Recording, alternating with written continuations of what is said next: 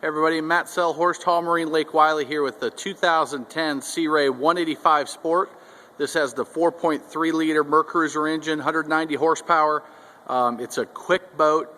You can see the canvas covers, the bimini top, and that is a navy blue gel coat. The boat's in really nice condition, been kept here in the dry storage since new, and we have just listed this boat on brokerage. It's in nice condition, about 112 hours on the engine, and again a 2010 Sea Ray 185. The guys are going to clean it up a little bit, and I'll get you the inside look. But a nice clean boat. Wanted to give you advance notice before anybody else knew about it.